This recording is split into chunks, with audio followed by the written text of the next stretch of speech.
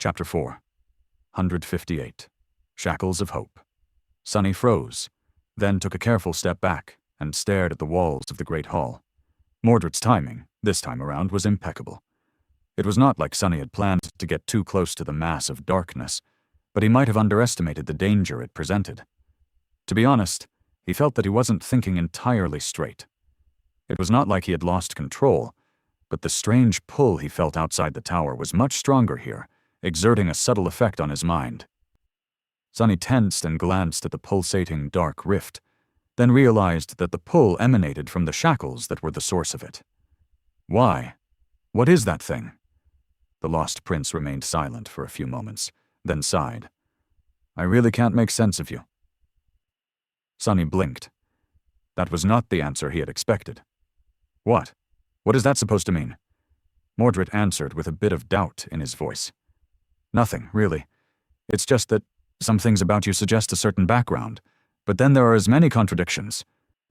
Don't you know what a seed of nightmare looks like? Sonny jumped back, then cautiously looked at the mass of shimmering darkness again. So, that was a seed of nightmare, a vile manifestation of the spell that grew in the dream realm and eventually blossomed, opening a gate to the real world for the nightmare creatures to enter. The thing that awakened were supposed to seek out and destroy by challenging the nightmare contained within. No wonder it exerted a pull on him. He scowled, then said with annoyance, How am I supposed to know what a seed of nightmare looks like? I only became an awakened a few months ago. Mordred spoke in his usual polite tone.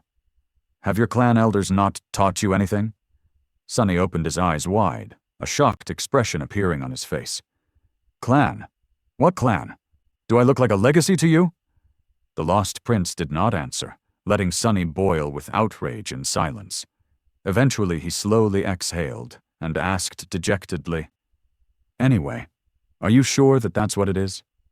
Mordred lingered for a long time, then said quietly, I am. I searched for it for a long time after all.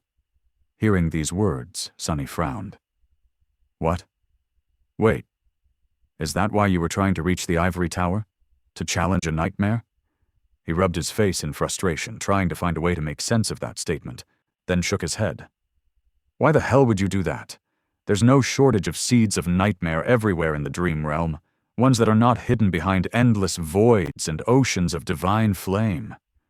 These things were not so numerous that one stumbled on one every day, but also not so rare to go to this lengths to reach one. What had Mordred been thinking? The lost prince answered after a short pause, his voice slightly amused. You are not a legacy, indeed. Sonny let out a heavy sigh. Either you are extra obscure today, or I can't understand you for some reason. What do legacies have to do with any of this? Mordred thought for a bit, then said, This seed of nightmare is a very, very special one. What is he going on about?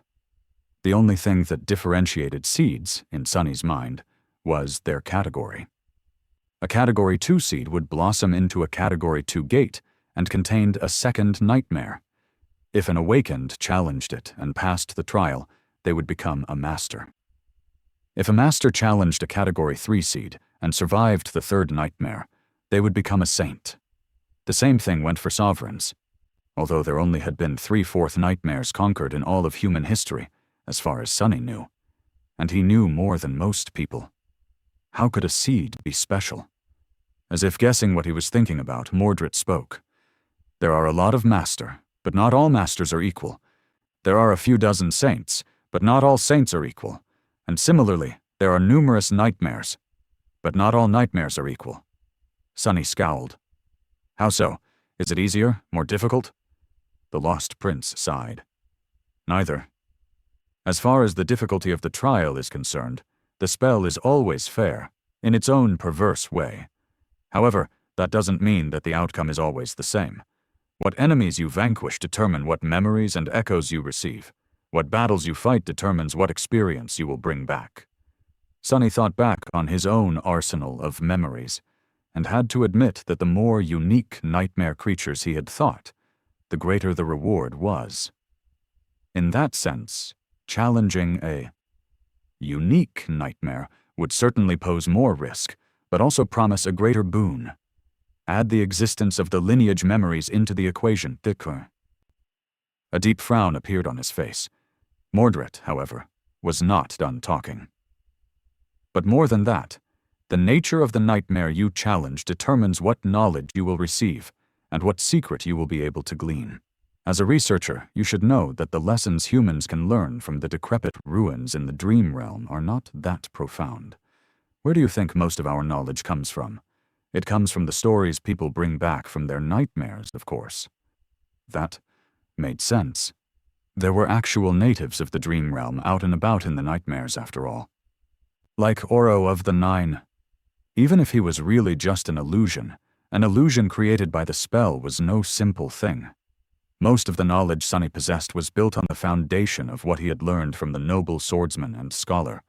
How much more would he know if he had gone into the nightmare with the intention to not only survive, but also learn? Sunny glanced at the dark seed. It had grown in the tower that had once belonged to one of the 7 demons. What mysteries would such a nightmare reveal? Mordred gave him time to think, then said in an even tone, "For that reason, legacy clans. Not all of them, but the truly powerful ones. Select the nightmares for their members to challenge very carefully." Sunny lingered for a bit, then raised an eyebrow. "What crazy clan chose that cursed seed for you to try and find, then?" The Lost Prince laughed. "Oh no, no one had wished for me to seek it. It was my decision alone. In fact, I suspect that only 2 people in both the waking world and this one know about its existence. Me, and now you."